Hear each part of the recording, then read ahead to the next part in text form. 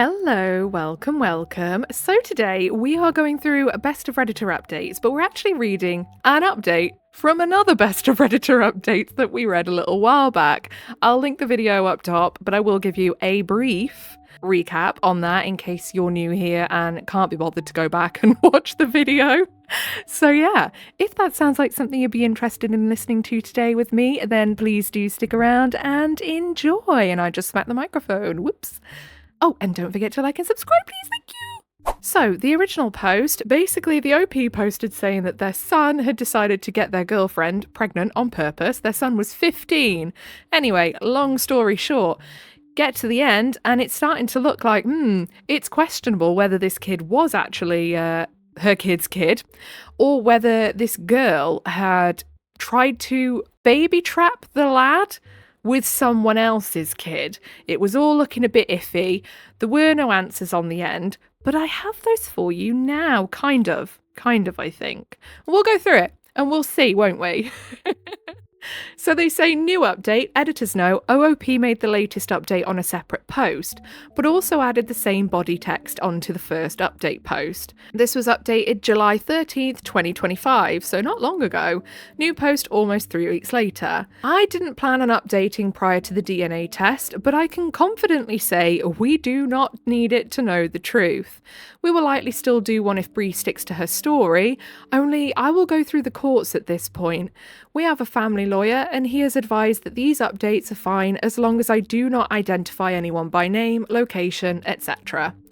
I had a lot of helpful messages on here and I do read them all even if I don't reply. One was from a radiographer who suggested that I look at the measurements of the baby on the ultrasound if I am able to get scan pictures and then use that to calculate if the baby was 16 weeks on that scan. I have kept the idea in mind if I ever got the chance to see the scan myself.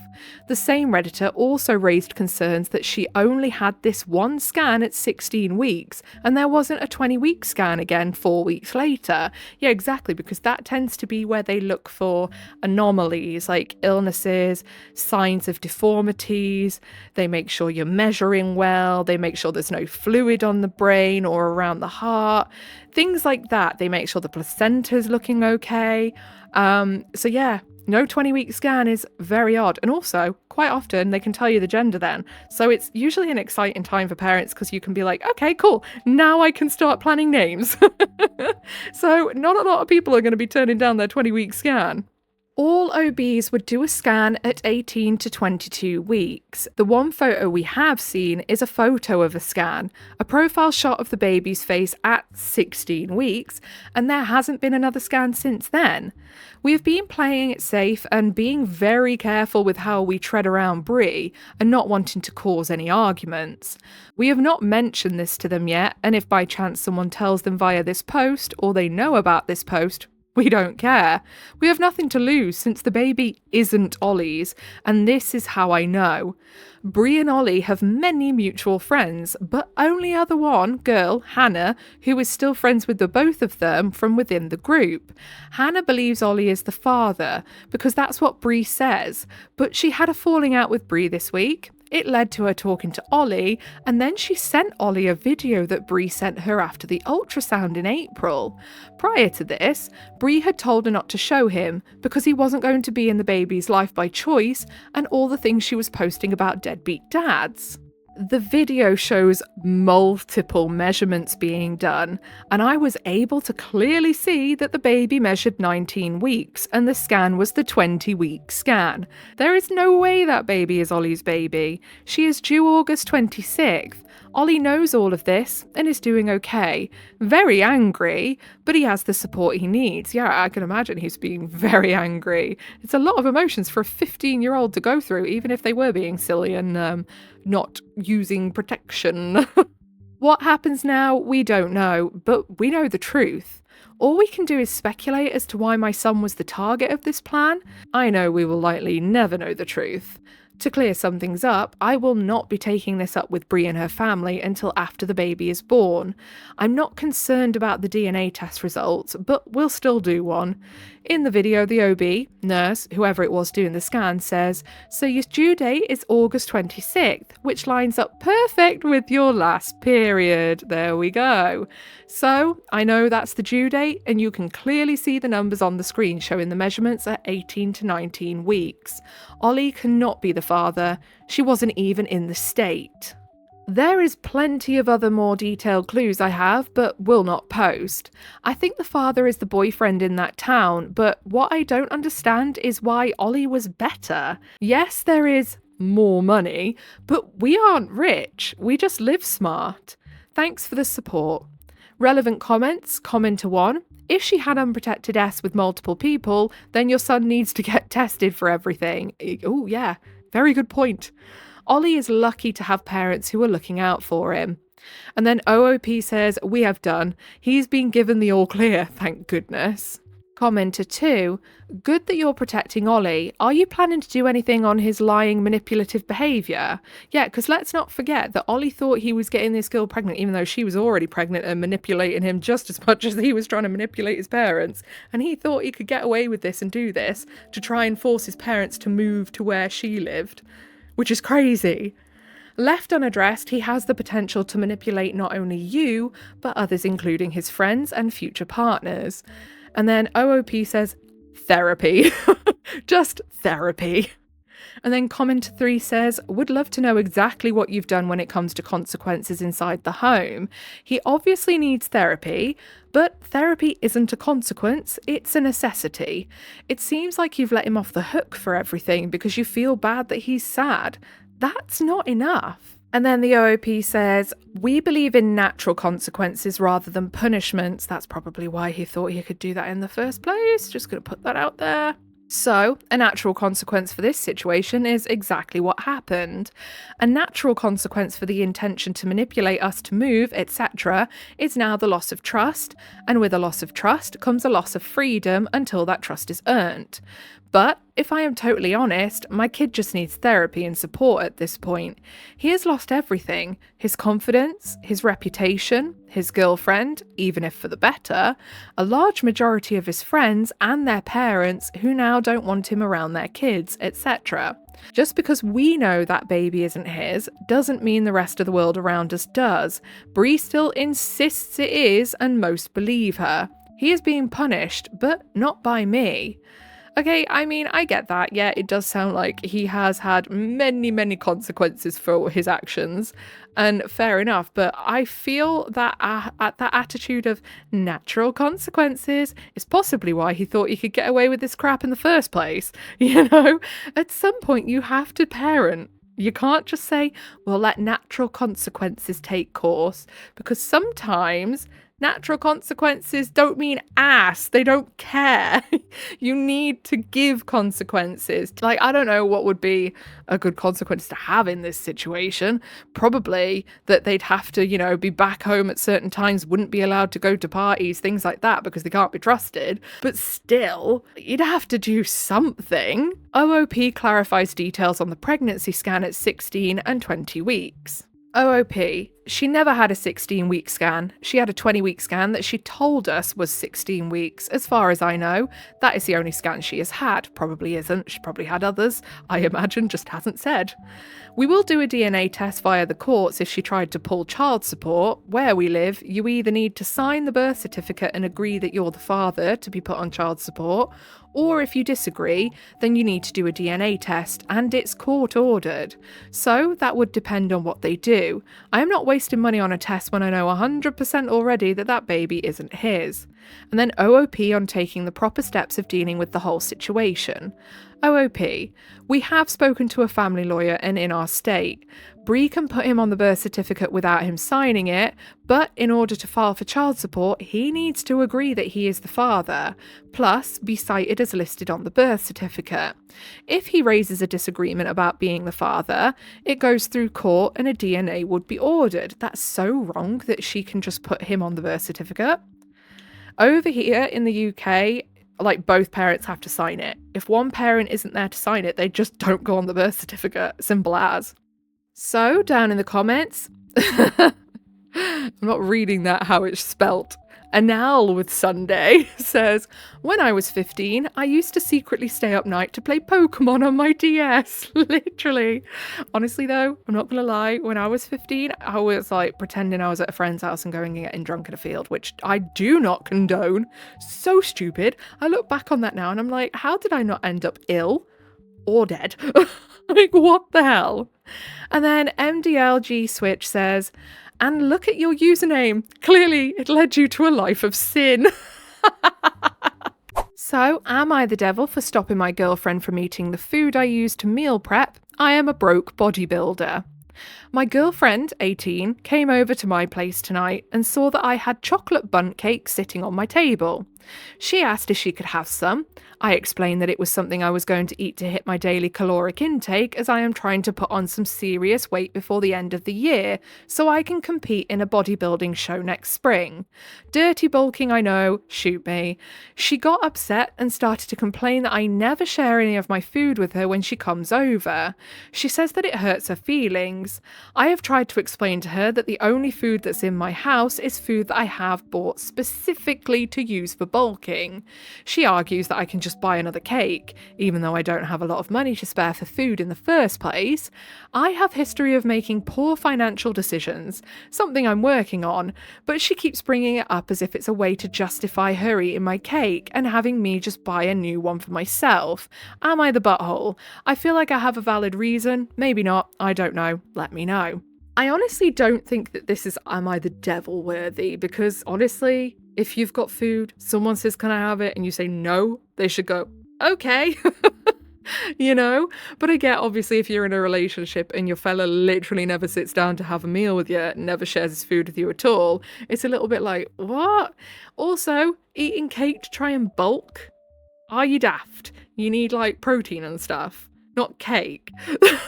You're going to be very slow on the bulking if you're literally eating cake and sugar.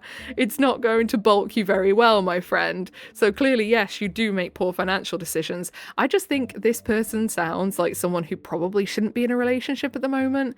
They don't sound like they have the time, finances, or the wherewithal to be able to carry a decent, like, relationship. But I don't think it's am I the devil worthy, honestly. But let's have a see what the comments think to that, shall we?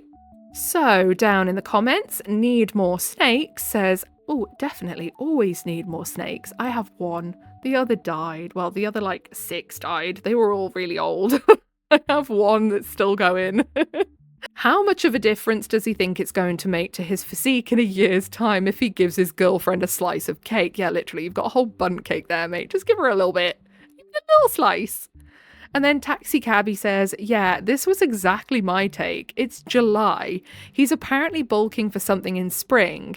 He's thinking that a single slice of cake in July is going to make or break him in 6 months. Also, if the issue is price, is he making his own cakes or buying them pre-made? And then the person who shared it into Am I the Devil, so it says OP, but it's not the OP of what we've just read, says the price isn't even the issue. It's his crappy spending habits and poor priorities. He himself admits that he's terrible at financial decisions, and I guarantee if this dude is into bodybuilding, there's a real good chance he's buying supplements and prioritizing that over having food available. I buy protein powder and other supplements too, but if I had to choose between literally feeding my girlfriend and having food available for her versus powder and creatine, it wouldn't even be a hesitation to give up the supplements, especially if he's dirty bulking. Next post, my wife isn't letting my parents see our 4-month-old son. Hi guys, so I'm going through a bit of a dilemma here and I thought I'd ask Reddit for some advice. My wife, 30, and I, M29, have been married for 8 years. Our marriage for the most part has been good, but with some sprinkles of issues throughout. I mean, who doesn't when they've been together that long? My parents contributed to those issues, especially early on in our marriage. These issues usually consisted of being overbearing, always wanting us around, and just wanting quality family time. But since conveying those boundaries, they've really taken a step back and stopped being overbearing or demanding. I personally value family. I always have. The idea of having a good relationship with family, whether mine or hers. My wife, however, doesn't care for it, especially with mine. For the record, just so you understand the level of it, in an 8-year marriage, my parents have only come over our house about 8 times, almost once a year. Sure, we are there more than that, but still, I'm talking sometimes 5 to 6 months without her seeing my parents at all, which is fine, I guess, right? She owes them nothing but respect, and as much as I would have loved to have had us all be more connected, I don't want to pressure her to do something or be around people she doesn't want to. I respect her space. I would really love to know what the parents have done to piss off his wife to the point where she doesn't see them more than once or twice a year. I would love to know. Context is clearly purposefully missing here. Now we have a newborn baby, a beautiful 4-month-old baby boy. Since he's been born, my parents have only seen him 4 times, which again, not a big deal, still young, once a month. I also understand postpartum needing space. The real issue is she's expressed that she doesn't really want them to come over and see the baby, nor really her go there for them to see the baby, until he's, and I quote, a few years older. She said she's open to having them see him during his birthday and special holidays, but that's it. When I ask her why, she said that they've caused issues in our marriage and she doesn't like being around them, and that she's the mother and that she has all the right to decide what to do and for our baby. There has got to be a lot of missing context here, because reading it just as is, you'd think, oh, okay, they've been a bit overbearing and they backed off and they listened and blah, blah, blah. Okay, so she's been a little bit over the top. I feel that's not the case, though. I honestly think that the OP's missed out what they've done on purpose. I'm fair, guys, truly. My parents were overbearing and demanding when we first got married. They had certain expectations and tested our marriage. What? Would you care to elaborate on that? But after talking to them, setting the boundaries, telling them what we need, they took a massive step back and gave us all the space. They completely stopped complaining about not seeing us as much, and just accepted the situation for what it is. My wife also has a strong personality and doesn't know how to smile and show love. How she feels is visible on her face and her personality. I'm only laughing because I was literally talking about this with my friend the other day, that I genuinely cannot control my face. It shows everything I'm thinking. I cannot lie. I'm a terrible liar because my face says it all.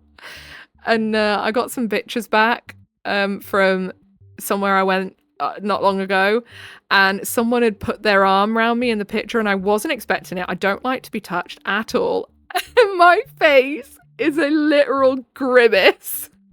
Like, you can tell I am grimacing at the fact that someone has just touched me, and the photographer just happened to take the picture at that exact time. It's so funny. And my friend, I sent it to her and I was like, oh my God, look at this. It's so funny. You know, the photographer caught me literally grimacing at this unexpected moment of physical touch. And she messaged back saying, yeah, this is why I constantly tell you to check your face when we're out and about, because you don't think you're showing what you're thinking when someone's talking to us, but it absolutely is written all over your face. And this is unfortunate. She acts clearly like she doesn't want to be there and that she can't wait to leave. Even then, my parents still treat her nicely and go with the flow. There is so much more to unpack, things that bother me about her, and I'm sure that I have things that bother her about me. Our marriage is rocky and things aren't looking positive at the moment, but I guess I need your advice, guys. Is it fair to forbid my parents from having a simple, basic relationship with their first grandchild? Shouldn't we be loving and value family connection? Doesn't my son deserve to have a healthy, loving relationship with his grandparents as well? If I'm wrong, tell me. If she has the right and I need to support her unconditionally, tell me, but I don't know. So many feelings, so many thoughts. I know I wrote this all jumbled probably, but I'm just writing what comes to mind and how I feel. Despite how much there is to unpack, I need your people's advice, please. Um, I would say, off the bat, if your parents had literally just been a little overbearing, a little too full on, and she was being like super standoffish with them now, even though they'd backed off and, you know, she'd set a boundary and they'd listened, I'd be like, okay, she's being a tad unreasonable. But I get it in a way, but, you know, she is being a little unreasonable because they respected the boundaries. She just needs to talk to them and set boundaries. What gets me side-eyeing this so intensely is the fact that OP says that when they first got married, they set certain expectations and tested their marriage. That seems like code word for they were absolute arseholes to her in my book. Don't know what you guys think, but to me, that sounds really weird. And also, I actually don't agree. Family connection is super important and, you know, you should put it above all else and all of that lot. Because sometimes families can be the worst. And it's just the way it is. And we need to get comfortable with going, do you know what? You guys are arseholes. See you later. If your family are arseholes. A lot of people get left in uncomfortable situations that are so mentally destroying because of the fact that everyone's like, you should always put family first. You should always value your family. You only get one family. Yet you also only get one life, so why be miserable because you accidentally got born into a family of turds? You know? So, down in the comments, Happy Conclusion 563 says, I think clarifying what his parents did that caused the issues in their marriage is needed here. This screams missing reasons. Exactly. And then Top Put 1541 says, yup. In his replies, he goes on at great length over how unreasonable it is that his wife holds him and his parents accountable for the early days of the marriage, and how unfair it is that she won't simply wipe the slate clean. But he never mentions what his parents did. Funny that, isn't it? Someone is still mummy and daddy's best boy, and this is flaring up again because he had the delusion that having a baby would magically mean he won all arguments forever about how family behaves, and he is big mad that his wife is not going along with it. Honestly, the fact that he full on avoids completely saying what it is that his family have done, it speaks volumes. Oh my goodness, it speaks volumes. Okay, we've got time for one more, I think. Am I the butthole for grounding my daughter for calling out how my girlfriend talks to waiters? I've, 47, recently begun dating a woman, 33, about a month ago, and this week I arranged for her to meet my daughter, 12. We ended up going to a restaurant for lunch. My girlfriend does not particularly like interacting with waiters or waitresses, especially those at more casual dining places. Oh, it's not that bloody princess treatment woman, is it? That's all over TikTok. That one with the bob that's like, I don't talk to the waiters. I let my husband talk to the waiters. Love, if you don't just go and sit your ass down and speak to the frigging waitress, you ignorant cow, I'm going to scream. What the hell? She's had bad experiences with them and feels like they often judge her and other customers on their food choices. She is also sensitive to entitled attitudes on their part. She sounds very paranoid. Like, the waitstaff couldn't give a shit what you order. They just want to take your order, give you your food, and see you later. They don't care. So, whenever she goes out with friends or with me, she prefers that someone else place her order for her and does the rest of the interactions with waitstaff, handing them the paid bill, asking for utensils, refills, etc. So, when it comes time to order and the waitress is asking my girlfriend what she wants, my girlfriend looks directly at me and I order for her. That's so flippin' rude. I hate people like this so much. I hate them. Hate them. Can you tell I once worked in the food industry when I was younger, and I have sworn never again since then, and I never have, and I will never.